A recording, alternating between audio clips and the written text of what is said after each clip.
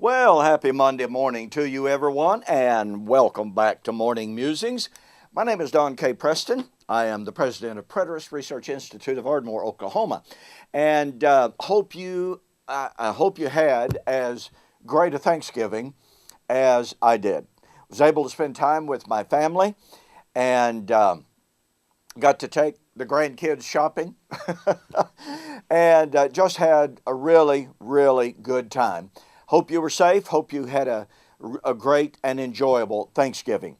We are continuing now our study of the resurrection of 1 Corinthians 15, and we've been focused on Paul's statement in 1 Corinthians 15, 55, and 56, where he said that the resurrection would be when sin, the sting of death, would be overcome.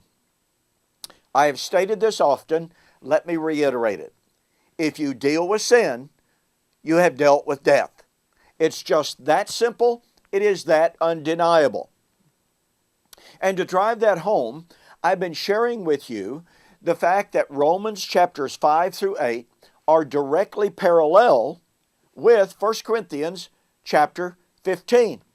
Both deal with Adam, sin, and death, and with Christ, righteousness, and resurrection.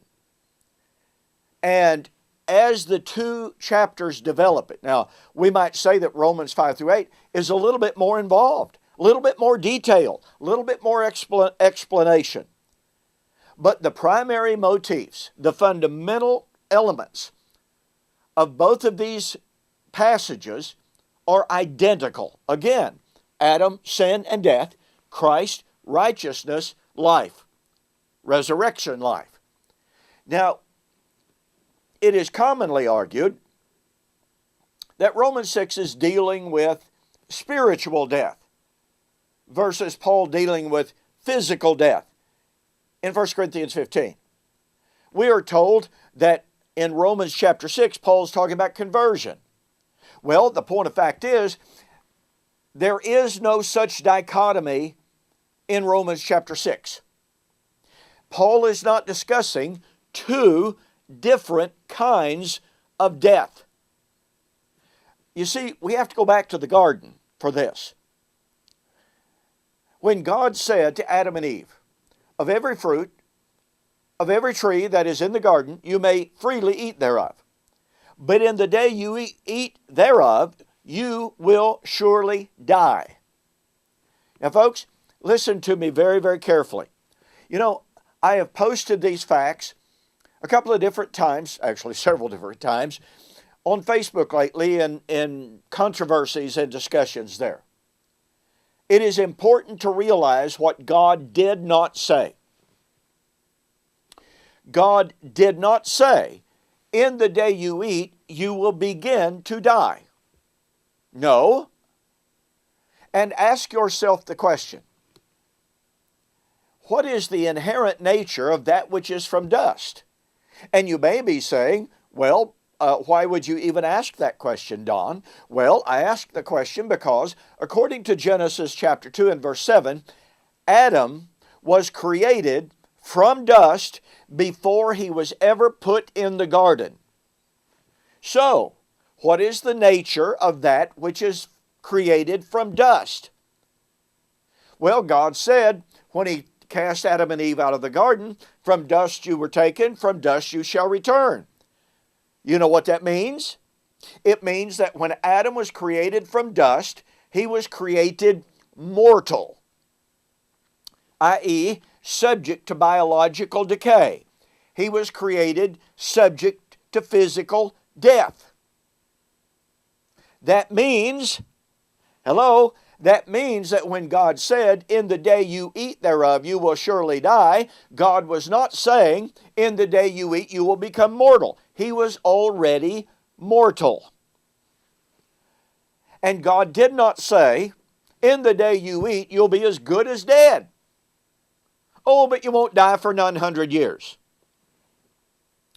Listen to me. It is absolutely incredible to me at the desperation attempts that are made to avoid the language of Genesis 2:15 to 17. in the day you eat, you will surely die. I want to recommend that you go to my website, donkpreston.com, and in the article section, do a search for Dallas Burdett. Read his article on the death of the garden. Now, Dr. Burdett teaches Hebrew. He is a professor. He has analyzed the language of Genesis 2:15 to 17, going in depth, citing some of the world's best scholarship, some of the world's best Hebrew scholars, pointing out that the death that God threatened Adam and Eve with that day, when He said, in the day that you eat, you will surely die, whatever death it was, okay? Whatever death it was, according to the language, the linguistics, the grammar, the construction, they had to die that very day.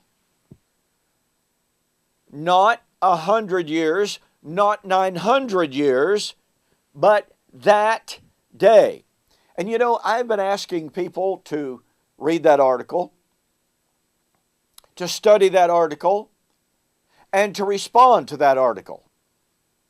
I have not had one single person to offer a single word of refutation from linguistics and grammar of that text. Not one, folks. Now listen to me. If it is the case that the death that God threatened Adam and Eve with, when He said, in the day you eat, you will surely die, if it is the case that they did not die physically that day, then it must be the case that the death that God was threatening them with was not biological death. They did not die biologically that day. Therefore, the death that God threatened them with that day was not biological death. Now, we are told, oh, but wait, God made some animal skins for them. God prepared a sacrifice.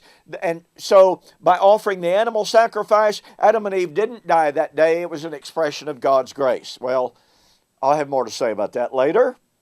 Okay?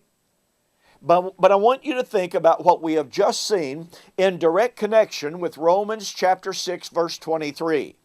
The wages of sin is death. Does death, physical death, come as the direct result of sin? Wow, you've just got to catch the power of that simple question. And we will talk about it on the flip side.